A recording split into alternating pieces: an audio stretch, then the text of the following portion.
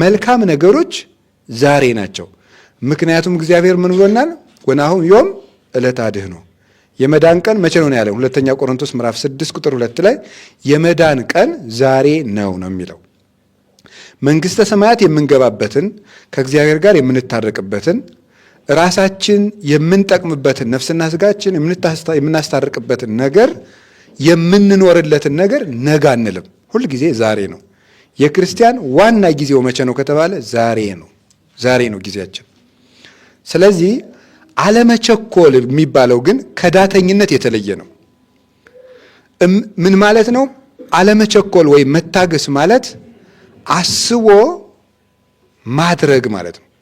አስቦ ከነፈተናው ከነትግሉ ከነአክሊሉ ከነውድቀቱ ከነትንሳኤው ከነትርፉ ከነኪሳራው አስቦ መውጣት ማለት ነው። ጌታ እንዲህ ያለውን ነገር ነው በሉቃስ ወንጌል ምዕራፍ 14 ላይ ያስተማረን አይደለም?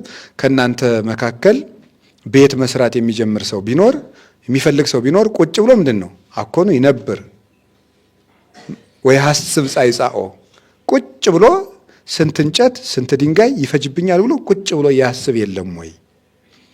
ቤቱን ግን ሳያስብ መስራት ቢጀምር ከዚያ በኋላ ቤቱን ሰርቶ መጨረስ ቢያቅተው ያንን የተጀመረ ቤት እያዩ ሰዎች ይስቁበታል። ምን ብለው? ዝንቱ ብእሲ ወጠነ ሳርር ወወስኢነ ፈጽሞ ብለው። ይህ ሰው ቤት መስራት ጀምሮ መጨረስ አቃተው ብለው ሰዎች እኮ ይስቁበታል። ስለዚህ ከናንተ መካከል ቤት መስራት የሚፈልግ ሰው አስቦ ይጀምር ማለት ይሄ ነው። ትዕግስት የሚባለው እሱ ነው። ትዕግስት ምን የሚባለው? ላስብበት ብሎ ወር መተኛት አይደለም። ወር ላስብበት ብሎ ወር መተኛት አይደለም። ለመስነፍ ትዕግስት አይባልም። እሱ ዳተኝነትና መዘጌት ነው የሚባለው። ብዙ ጊዜ መዘጌትና ትዕግስት ይምታታብናል። ቆይ ላስብበት፣ ተረጋግቼ ላስብበት ብዬ ነው የምንለው። መዘጌታችን ነው እኛ እና ዳተኝነታችን ወደኋላ መቅረታችን ሰይጣን ያዘገየንን ነው። ግን እያሰብንበት ብልሆች እንድንመስለን ያደርገናል። ግን በትክክለኛው ጊዜ ተጠቅሞ ማሰብ ትዕግስት ማለት እሱ ነው። አለመቸኮል ማለት ከእናንተ መካከል ጦርነት መግጠም የሚፈልግ ሰው ቢኖር ይላል አይደል? ሉቃስ ወንጌል ምዕራፍ 14 ላይ የአንድ ሀገር ንጉሥ ወደ አንድ ሀገር ንጉሥ በጦርነት እንገጥማለን ብሎ ቢልክበት አለ ቁጭ ብሎ የእሱ ሰራዊት ይሄን ያህል ነው፣ የእኔ ደግሞ ይሄን ያህል ነው፣ ላሸንፈው እችላለሁ አልችልም ብሎ ቁጭ ብሎ ማሰብ የለበትም ወይ አለ ጌታ። አላሸንፍም ብሎ ካሰበ ምን ያደርጋል? ሽማግሌ ልኮ ይታረቃል። ሳያስብ ግን ጦርነቱን ቢጀምር የዛኛው ሰራዊት እጥፍ ነውና ይሸንፋል አለ። ስለዚህ አስባችሁ ጀምሩት ነው። ጦርነት ያለው ምንድን ነው?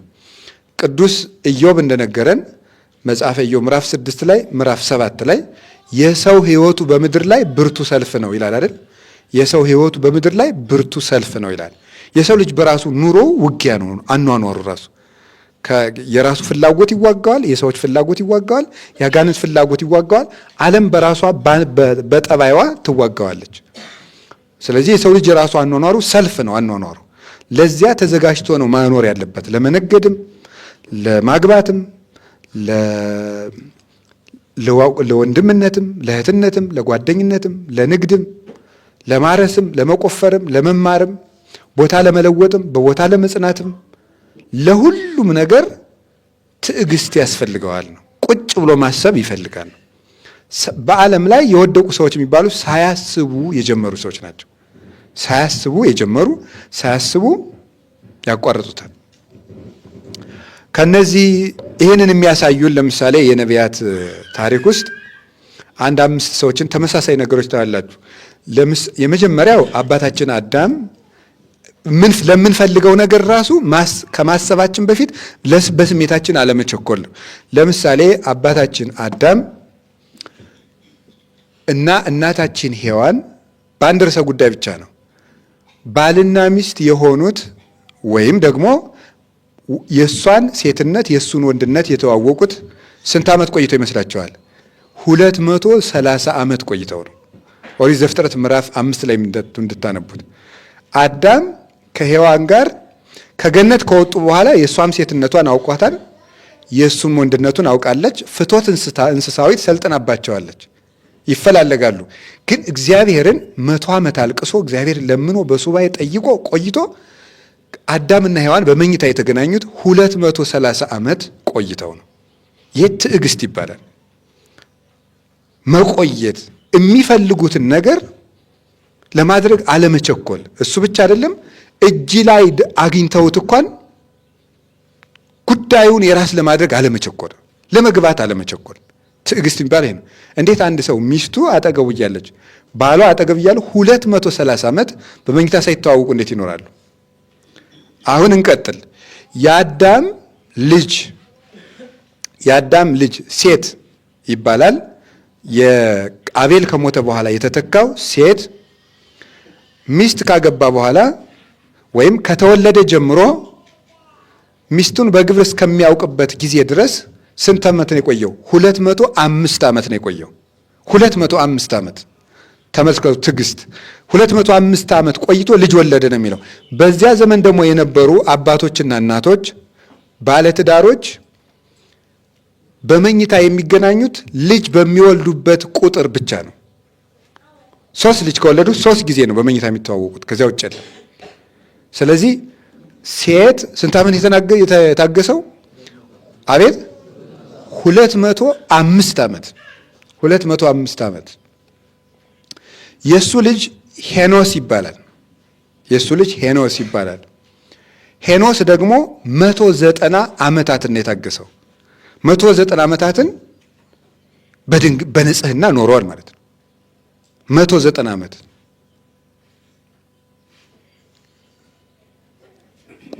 የሄኖስ ልጅ ቃይናን ይባላል። አዳም ሴትን፣ ሴት ሄኖስን፣ ሄኖስ ቃይናንን፣ አራተኛው ትውልድ።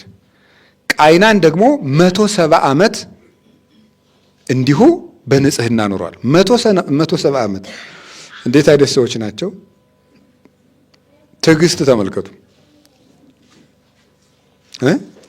እስቲ አሁን እኛንና እነሱን ተመልከቷቸው። አሁን የነዚህን ጾም መጾም እነዚህን ማድነቅ አይገባል? እና ናስተበጽኦሙ ለለተአገሱ፣ እነዚህ እንደዚህ የታገሱ እንዲህ ያሉ ነቢያትን እናደንቃቸዋለን። እስኪ ከአንዲት ሴት ጋር 3 ቀን በአንድ ቤት ውስጥ እደሩ። ይቻላል? ይቻላል ወይ? አይቻልም። እንዴት ነው ያን ያህል ዘመን ሰው ሴትን እያየ ያን ያህል ዘመን የኖሩት? ሴቲቱ ወንድን እያየች። ቃይናን ስንት ዓመት የኖረው? 170 ዓመት ኖሯል። ቃይናን 170 ዓመት ኖሯል። ቃይናን ማንን ወለደ? መላአሌልን ይወልዳል። መላአሌል 165 ዓመት በንጽህና ኖሯል። 165 ዓመት። ያሬድ 162 ዓመት ኖሯል። 162 ዓመት።